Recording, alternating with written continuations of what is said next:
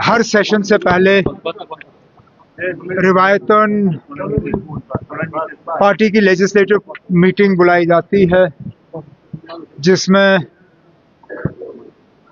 National conference के और फिर हमारे साथ जो जुड़े हुए इंडिपेंडेंट्स हैं या तारिगामी साहब हैं, उन्हें मीटिंग में बुला के सेशन की स्ट्रैटेजी तय की जाती है। ये सेशन थोड़ा बाकी सेशनों से अलग है, क्योंकि जैसे आप सब जानते हो, परसों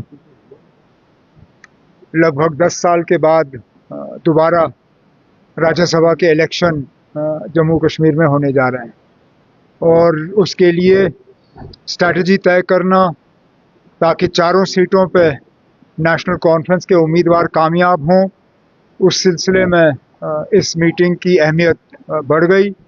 और मैं शुक्रगुजार हूँ तारिगामी साहब का और बाकी जो इंडिपेंडेंट्स यहाँ पे आए, उन्होंने मीटिंग में हिस्सा लिया। और जो मैं अपने मेंबरों में और हमारे जो साथी मेंबर हैं उनमें जो जोश फरोग देखता हूँ, मैं उम्मीद कर रहा हूँ कि चारों सीटों पे नेशनल कॉन्फ्रेंस के उम्मीदवार जो हैं वो कामयाब होंगे। सर, क्या कोई हिट कांग्रेस को वो आए नहीं है? नहीं, कोई नहीं, उनकी अपनी मीटिंग थी, वो अलहदा पार्टी हैं, उनकी अपनी मीटिंगें होती रहती हैं। लेकिन जहाँ तक इलेक्शन के हवाले से बात है, उन्होंने बार बार कहा है कि इस इलेक्शन में वो किसी तरह भी बीजेपी की मदद या बीजेपी की कामयाबी नहीं होने देंगे। तो उनको अपनी मीटिंग करने दीजिए, इसमें किसी को एतराज नहीं होना चाहिए। साहब ने जिस तरीके से बताया, we have to wait for the green signal of high command। फिर उनका अपना सिलसिला, उनका अपना तरीका होता है। उनकी पार्टी और हमारी पार्टी में इतना तो फर्क है कि उनकी जो यहाँ पे लीडरशिप है, उनको अपने हाई कमांड के सिग्नल का इंतज़ार करना होता है। हम अपने फैसले यहीं करते हैं। लेकिन ये कोई नई बात नहीं है, ना इससे किसी को कोई परेशानी होनी चाहिए। उनका हाई कमांड का भी सिग्नल तो ऐसा नहीं होगा जिससे कि बीजेपी को फ़ायदा हो। लेकिन जिस तरह नगरोटा की सीट के लिए भी, हालांकि वो लड़ने के लिए तैयार थे लोकल लेवल पे, लेकिन हाई कमांड के सिग्नल का इंतज़ार कर रहे थे।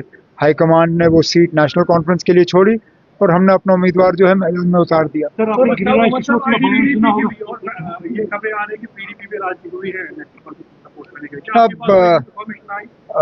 हमारे एक कैंडिडेट शमी ओबरॉय साहब आज महबूबा मुफ्ती साहिबा से मिली और उन्होंने पार्टी के तरफ से गुजारिश की कि वो नेशनल कॉन्फ्रेंस के हक में वोट डाल के हमारे उम्मीदवारों को कामयाब करें।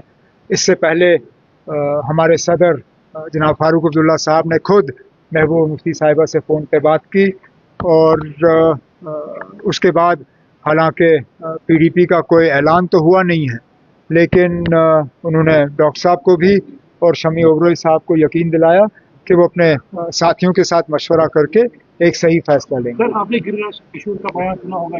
किसका? गिरिराज किशोर। वो कौन है? उसने बोला कि बिहार में जो मुसलमान है वो नमक हराम है, वो हमें उनका वोट। ये कौन है?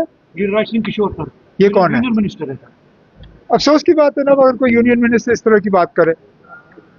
लेकिन इलेक्शनों में इन लोगों की आदत है ना, क्योंकि इनके पास काम कुछ दिखाने के लिए है नहीं, ज़मीनी सतह पे उनकी पोजीशन थोड़ी खस्ता है, तो ये फिर मजहबी फसाद जो है वो पैदा करते हैं। मजहब, ये नमाज पढ़ने के बाद ये वहाँ गंगा जल से इलाके को धोने का काम करते हैं, मुसलमानों के खिलाफ इस तरह के बयान जारी किए जाते हैं।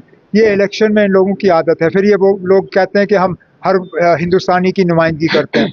अगर हर हिंदुस्तानी की नुमाइंदगी हो रही है तो वज़ीर आज़म साहब को इन बयानों को देख के इन मिनिस्टरों के खिलाफ कार्रवाई करनी चाहिए, नहीं तो फिर क्या सिग्नल जा रहा है? उमर साहब, लीडर ऑफ अपोजिशन ने कल बडगाम में तकरीर करते हुए आवाम से कहा कि हम बीजेपी क्या हम नेशनल कॉन्फ्रेंस के साथ सरकार बनाई, क्योंकि वो हमारे पास ऑफर है कि हम जो है एक्सेप्ट ही नहीं कर रहे हैं। कौन सा ऑफर आया? एलओपी साहब से पूछिए ना, ऑफर आया कहाँ से? क्योंकि हमने तो कोई ऑफर नहीं दी, और उनकी तरह हम मतलब छुप के काम करते नहीं हैं। अगर हमने कोई ऑफर करनी होती तो आप सबके सामने करते। कोई ऑफर आया नहीं, तो अब एलओपी साहब अपने काम में ज़रा दिलचस्पी ज़्यादा दें और ये बेबुनियाद बयान जो है इनको अपने घर में ही रखें। Thank you very much.